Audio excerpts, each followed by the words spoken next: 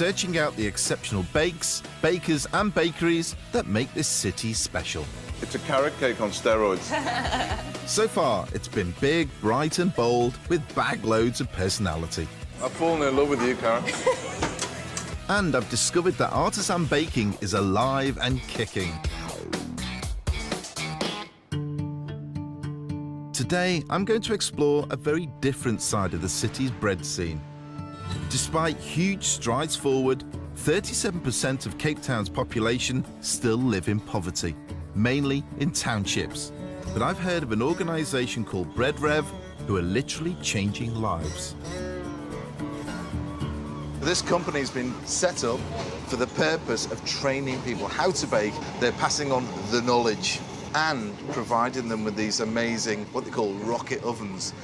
And that I'm particularly interested in. So, I've come to the seaside suburb of Colt Bay, where BREADrev is based, to meet the owner, Jeremy Barty. He's training a group of underprivileged and underskilled youngsters to become bakers, literally giving them a means to make a living. Jeremy. Hi, buddy. How you doing? Hi, Paul. Nice to meet you. Good, wow. man, good, huh? I was expecting to see a bakery, if I'm honest. What you've got here is a unit which is very industrial. We do it all here. So we've got a sample bakery behind here and then a little test kitchen through there. So tell me how this started. Well, we sort of on this mission to develop the informal baking trade in South Africa. So we started off trying to get people to bake and then realised that they need ovens. So we started building ovens. And Jeremy had to learn that skill from scratch. Basically, everyone, this is Paul. So I'm just going to show him the oven quick. As you can see in here, this is our little training facility. Yeah. If you have a look down here, there's the fire in there. Yeah. It's a box within a box. So the air goes up, hits a buffer plate, it goes round and out, and while it goes. And then you just have a look in there and you can see there's a couple of rolls and some breads. That's great. Busy baking, yeah. Where did you learn this? I basically looked for an oven because I thought, where can I find, you know, something that can run efficiently? Because you can put any wood in there. You can see you just put scraps. Yeah. And in Africa, the rocket is a tradition that's 300 years old. So this rocket, they actually make and put pots on and boil their thing. So the rocket technology, I thought, well, I wonder, what about ovens? And I started looking around. And then I found the Americans, because the Americans love to tinker everything.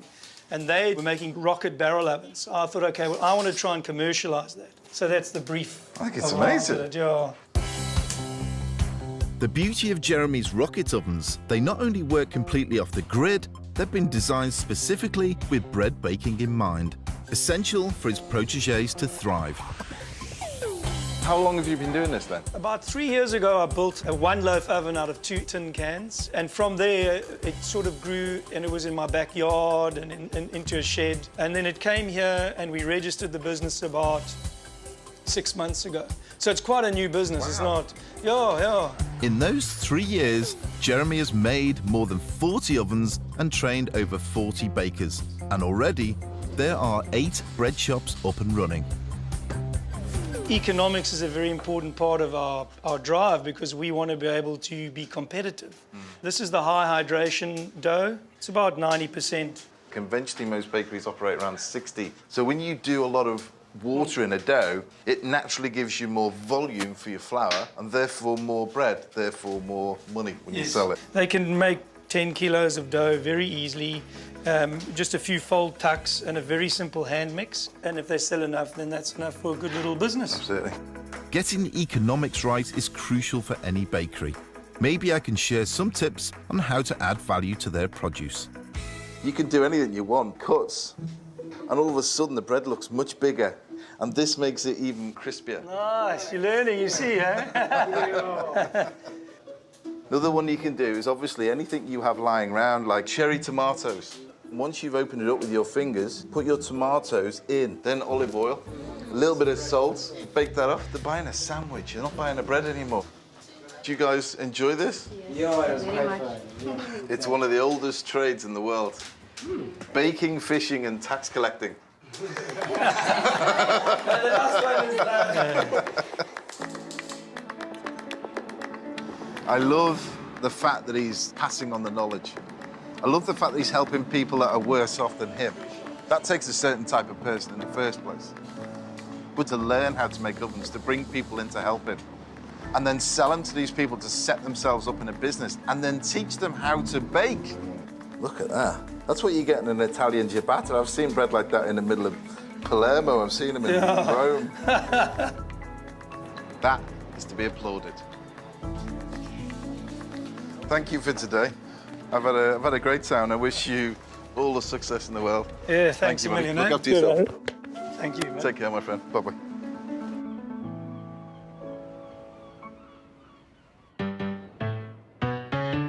I'd love to check out one of BREADrev's success stories, and Jeremy has suggested I pay a visit to one of his bakers in a township north of Cape Town. So, I've got myself a hire car, and I'm picking up a guide. Paul, do you think I should drive? You could. Can I? No. No? Well, how do you use these gears? So, front, up. Oh, excuse me. You got me there. My counterpart on the Food Network here, Siba, has kindly offered to give up yet more of her time. Woohoo! Excuse me. Siba grew up in a township, so I couldn't be in better hands.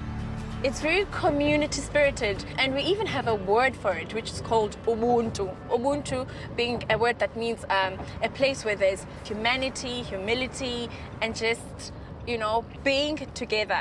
It's that collective feeling. It is a everybody collective together. feeling, and it is hard, but you know what? People have come from the township like myself. We are driven, Resilient. resilient. Resilience is a We good don't word. crack. No, exactly. We don't crack. We are now in Guguletu. We call it Gooks. Cooks. Yep. Sounding like a local already. Although townships fare much better than they did under apartheid, they are still the poorest communities.